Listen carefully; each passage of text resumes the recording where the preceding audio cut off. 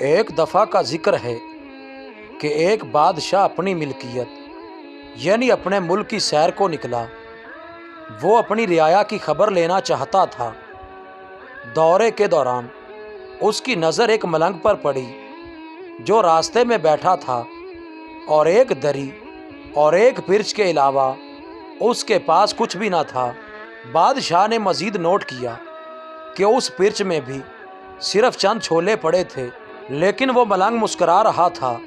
ملنگ کی مسکراہٹ میں اتنا شدید اطمینان اور سکون ظاہر ہو رہا تھا کہ بادشاہ حیران رہ گیا۔ خیر وہ آگے بڑھ گیا۔ دوسرے دن پھر بادشاہ کی نظر اس پر پڑی اور وہ اسی طرح خوش باش۔ بادشاہ کی پالکی پھر آگے بڑھ گئی۔ تیسرے دن جب بادشاہ کا گزر اس مقام سے ہوا اور پھر اس غریب کو اتنا مطمئن دیکھا تو اب بادشاہ اس حد تک تجسس کا شکار ہوا کہ پالکی رکوا دی اور نیچے اتر کر اس درویش کے پاس چلا گیا۔ اسے بتایا کہ میں ملک کا بادشاہ ہوں اور 3 دن سے تیری مسکراہٹ اور مفلسی کا یکجا ہونا مجھے ہرگز ہضم نہیں ہو رہا۔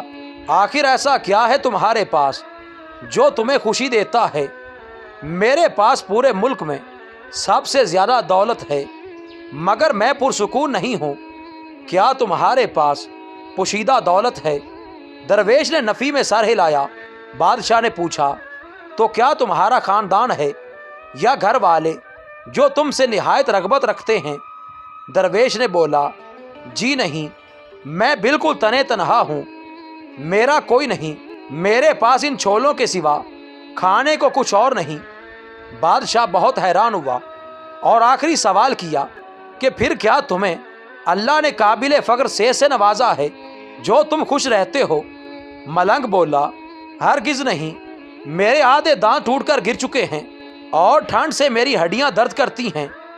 بادشاہ نے پوچھا، کیوں بھائی صاحب، پھر کیوں سکون سے بیٹھے ہو؟ ملنگ بولا، اللہ پر یقین رکھو، اس پر توکل کرو۔ اس نے تمہیں جس حال میں، حالات میں اور جس بھی مشکل میں ڈالا وہ اس کا فیصلہ ہے۔ وہ تمہاری نشوونما کے لیے ضروری ہے۔